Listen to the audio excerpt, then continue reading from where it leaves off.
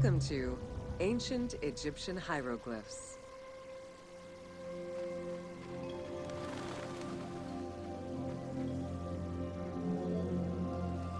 Hieroglyphics were used as sacred writing, appearing on monuments, statues, and sacred papyrus texts. The earliest symbols that resemble hieroglyphs were on pottery dating back to 4000 BCE. This stylized form of signs and drawings was the only writing used from its ancient origins to the end of pharaonic history. Ancient Egyptians referred to hieroglyphs as the writing of the gods.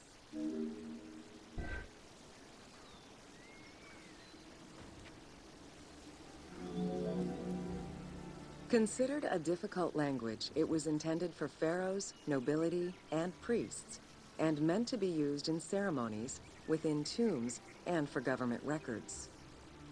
Since few Egyptians were able to read the ancient hieroglyphs, the mythological aura around the language was persistent, even in their own culture.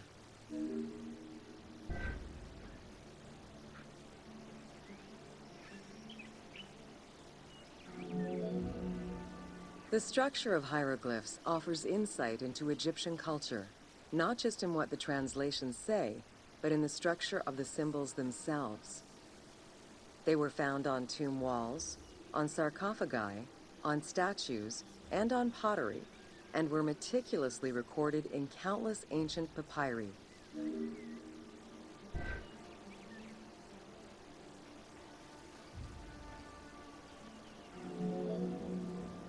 In many temples, priests would perform rituals and daily offerings. These were accompanied by hieroglyphs used as spells. In tomb paintings, the hieroglyphs are represented with formulas to recite. These spoken words were meant to be spells which would allow the deceased to benefit from the offerings for all eternity. Spells and offerings were also written for the living, to enhance medicines and cure illnesses.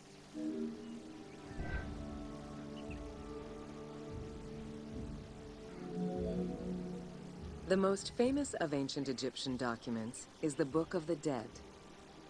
Written in hieroglyphs and hieratic texts, it depicts important spells and rituals. These spells were intended to ensure a smooth transition from life to death and allow the deceased to safely navigate the perils of the afterlife.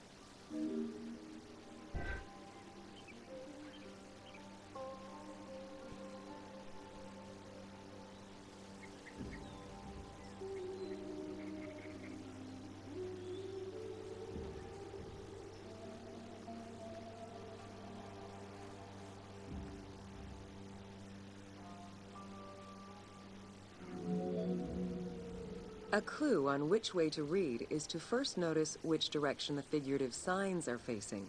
If a pictogram is looking to the right, then the reader is meant to start from the right and read towards the figure.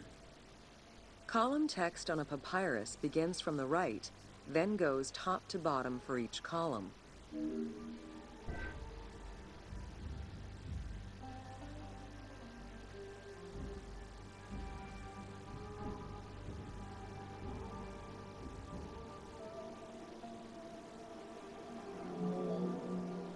Even after it was deciphered, the reading of hieroglyphs remained difficult at times due to the many directions in which they can be read.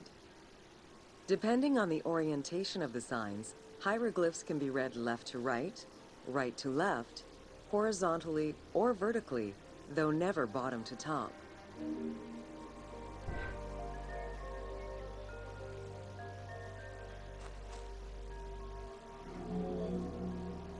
Text written on tomb walls resembles the structure of a page from a comic book.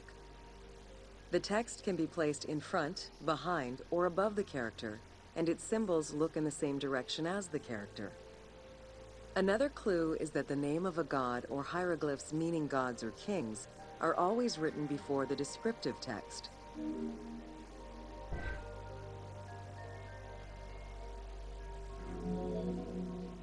Compared to alphabetical languages, Egyptian hieroglyphs have more symbols.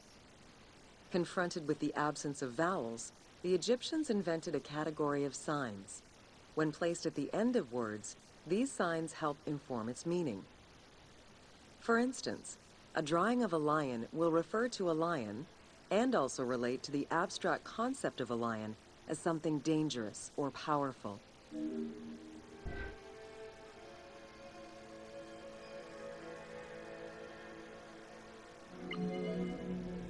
Middle Egyptian hieroglyphs contained a little more than 700 signs. By the end of the Greco-Roman period, there were 10,000 signs. Egyptologist Sir Alan Gardner created a list classifying common hieroglyphic signs and their variants.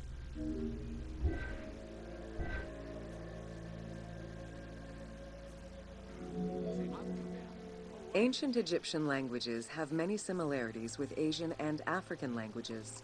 They have evolved in similar ways to the various forms of written Egyptian. These languages belong to the Hemito-Semitic group.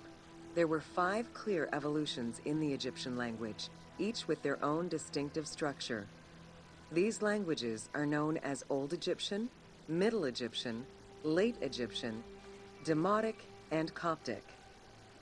Coptic is the only living language that allows linguists to define the vowel structure and to distinguish different dialects.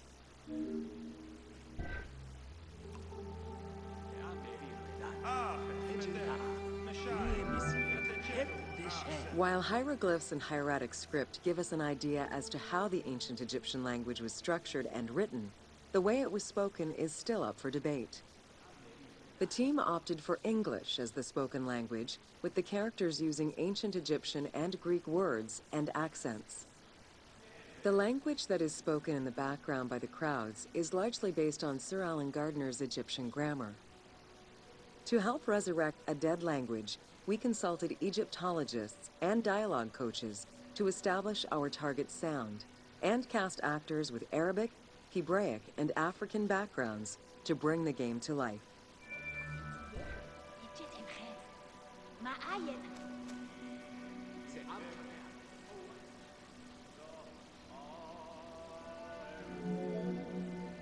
After Alexander the Great's arrival in Egypt and the establishment of his reign, Greek became the language used by the governing bodies.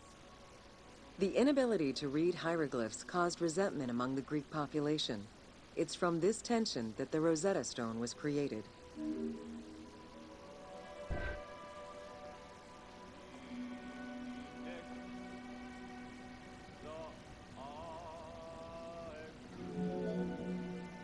The spread of Christianity ended pharaonic culture and resulted in the destruction of its pagan monuments. This also marked the end of hieroglyphic writing and understanding.